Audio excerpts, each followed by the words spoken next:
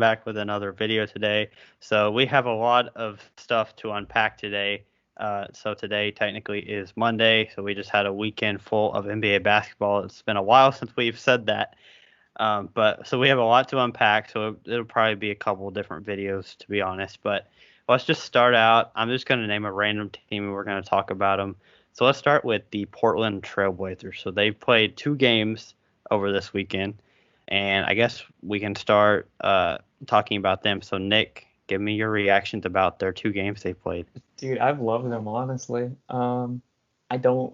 I said it in the predictions and talking about them that they've showed up. And Dame has showed up, and that whole team has showed up. And Nurkic is really showing how much of an impact he's made on this team. And this team looks like a 6, 7 seed team in my opinion. They went toe to toe with the Boston Celtics, and they overcame a lot of deficits against the Grizzlies in the first game back. I like this team. I really hope they get in the playoffs because I really want to watch them. I have a point that I want to lead to another team about this because it's a future game that's coming up, or a future matchup. So Nick, let me hear what your Trailblazers, and I'll sort of say what else. Yeah. So I was just about to pull up the standings because I know that it's very close for the AC right now. I think they're the 9th seed right now with the Spurs. Oh, no, sorry. They're the 10th seed with the Spurs somehow in the 9th seed. Yeah, well, that's another team that's interesting because they've won. The Spurs have won both games so far, but the Trailblazers are right behind. They're just a half game behind the Spurs right now. And the Pelicans, who we'll talk about later, I'm sure, are a full 1.5 games behind the Spurs now. So they've kind of dropped off. And Memphis is right. Memphis is still 2 games up on everybody. So that's something to note. But for the play-in tournament, you just need to be within 4 games, I believe. So it's still very likely that all of these teams will get into the play-in tournament, but we have to wait and see. But to go on Portland real quick, I do believe that they have played well. Lillard and McCollum and really their whole team has really played well so far. It's kind of weird because they only beat the Grizzlies by 5 points and they had to go to overtime to do that. So that kind of worries you a little bit because in my eyes and most people's eyes, when you have a healthy Portland team, they're a playoff team. Like you just automatically consider them a playoff team because of how talented they are. So for me, even though they're a lower seed than Memphis, I expect them to beat Memphis by a lot more than 5 points. So it's kind of interesting that they had to go to overtime. But then you see them in a couple of days, yesterday, in fact, against the Boston Celtics. They were up by or they were trailing, and they looked like really not good. Like they were down like 24 in the first half, I think, and they were like, wow, or is Portland not as good as we thought? And then all of a sudden they're leading by 5, 20, like a 29-point swing, and they're all up by 5, and now you're like, whoa, Portland just did that. What the heck just happened? And then of course they ended up losing the game. I don't really blame that on Portland. Nurkic, if y'all watched it, Nurkic had a bad inbound pass. I don't know if you saw that or not, but they had a chance. They were down 3, and they were trying to get it up court because they don't. I mean, they were kind of already going to lose the game anyway. They had like 5 seconds left, and they had to inbound it like from full court. But Nurkic literally threw the ball out of bounds, like away from anybody. So they didn't really have a chance to even score there.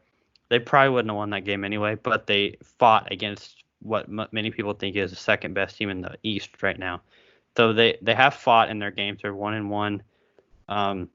They have a decent schedule. I think they could win 5 games out of the 8.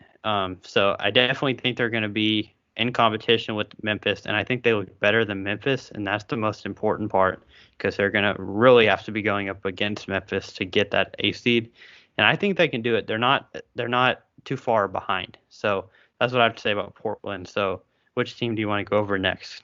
So I just want to bring in a point is that Yeah. their backcourt is probably I want to say top 4. I am off the top of my head. I could argue higher, but I don't want to be too bold because there's other great backcourts. But still, Dame and CJ, such a great backcourt. And that leads me to the point of the Lakers because that's who I really want to see is the Trailblazers and Lakers. I think it's going to be a disappointment of the bubble if the Trailblazers don't get in. But the Lakers have shown issues with the backcourt, like defending them. Yeah. We've seen that against in their two games that they have played. Um, the Clippers, without two of their better players and two Six-Man of the Year candidates, um, held them pretty tight. Like I think the Clippers lost by like 3 or 4, if I'm not mistaken. I think we did go over this game. So then I'll reiterate it that another team with a pretty good, solid backcourt is the Raptors with Kyle Lowry, Van Vliet. If you want to throw in other names, I'm sort of blanking on the Raptors Yeah. roster right I mean, their backcourt would be like OG and an OB, but Pascal Siakam, Marcus Gasol, Serge Ibaka, like now. they have a lot of guys. And the Lakers struggle. Lakers struggle big time. They lost by 15. And I know it's 2 games and I don't want to overreact, but I haven't been impressed by the Lakers at all, to be honest with you. Besides LeBron locking down Kawhi for like one play, I mean he did lock him down a lot, but besides LeBron doing that, I haven't been impressed by the Lakers. If you want to add on to that point at all. Yeah, I'll just quickly reiterate kind of what you said because I agree with you, and I think in a next video, one of our next videos that we're gonna do, or it might be a previous video depending on when we post this one, talking about the Rockets. I think people will say anyway. I'm not gonna go into why the Lakers and the Rockets have to do with each other, but of course the Clippers are gonna be a tough opponent for anybody. They're hard to guard. They have multiple guys. So you can play multiple positions. But I think the tendency with the Lakers has been defensively on the perimeter, they've really struggled against the Raptors. They let the Raptors, score at will from three, and that's something they really struggle with. Without Avery Bradley and without Rondo, they have Kentavious Caldwell-Pope and Alex Caruso, and then you got Deion Waiters and J.R. Smith. But Deion Waiters and J.R. Smith are not good defenders, so you basically have KCP and Caruso being your two main guys to defend the perimeter. Other than that, you don't really have much perimeter defense, and they're going to let you score at will from three. So if you can shoot the three ball really well, the Lakers are going to have a hard time defending you. So that's, I think, one reason why the Lakers are struggling right now. So they really need to figure that out. So, yeah. Yeah, and I still believe that the Clippers are the team to beat in the West. I get LeBron as LeBron and AD as AD, but I think the Clippers counter the Lakers, quite frankly. Yeah. So I'll move on to another team that I think I find interesting is the Jazz. Man, they hurt without Bogdanovich. It shows. I think that they're the second worst offensive team without Bogdanovich on the court, and it's very apparent. They barely beat the Pelicans, which I think we're going to talk about the Pelicans briefly in a second. But they looked horrible against the Thunder, and it's almost similar to what you're saying about the Lakers, is that if you can shoot on the Jazz can't keep up. They really can't. They're a slower pace, especially with Rudy Gobert on the field, or on the court. And man, it's tough for the Jazz. And you look at everybody, there's no one out there who's like, I don't want to face the Jazz. Everyone's looking at where the Jazz's standing is and then where your team's standing is, because that's all you want to face is the Jazz. They're the worst team. If the Trailblazers get in, I thoroughly believe that they're the worst team within the West. They're just not impressive. And I feel bad for Donovan Mitchell because I love Donovan Mitchell, one of my favorite players. But man, he's struggling and he can't do it all. He's not built to do it all. Yeah, so I'll go ahead. Tonight, the Jazz and the Lakers play each other, so it's going to be really interesting. Two teams that really struggle to defend the perimeter. We'll see which team has the better offense. I think the Lakers will win this one pretty easily, but when this comes out, it'll be the next day. So when you're watching this, you already know what happened because this will probably come out on the 4th. But yeah, so that's all. I don't really need to say anything about the Jazz. I pretty much agree with everything you said. Going to the Thunder real quick because they were the team that played the Jazz and beat the Jazz yesterday. They looked really impressive. And they're playing a team today or yesterday when you're watching this.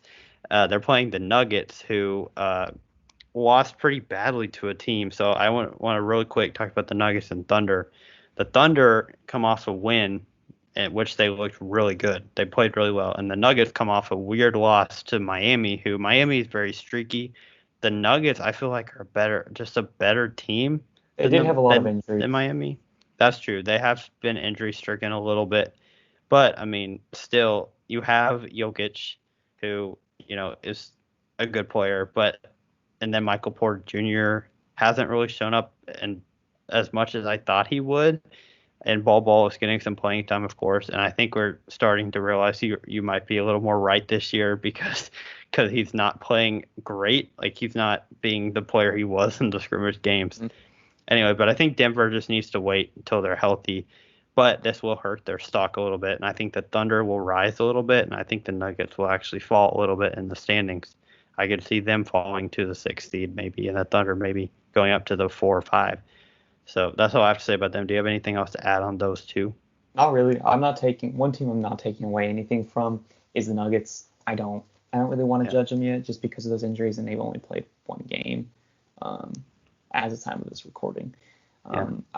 If they lose bad like they did against the Heat, like they do tonight against the Thunder, I'm gonna probably say something of like, should we be concerned a little bit?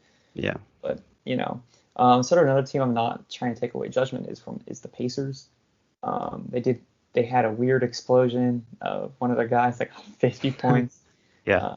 And so many of those shots almost looked like there was some cherry picking a little bit, and a little bit of sort of just hucking it up, and it got the right roll in type of thing. Yeah. The stars aligned for that player, which is fantastic. Great for him. Hopefully he keeps it up. But I don't want to judge just quite yet. Yeah. And Okay. do you have anything to say about that?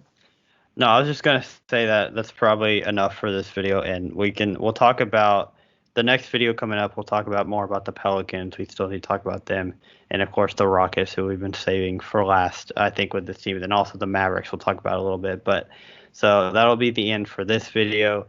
Please like and subscribe and follow us on Instagram and Twitter. On Twitter, we're tweeting a lot because of the lack of videos that might be coming in the near future because we are moving up to college within days now. So just if the content is lacking for a little bit, we will definitely get to it once we get settled up there. But for the next couple of days, it might be a little dry. So thanks for watching, and we'll see you guys next time.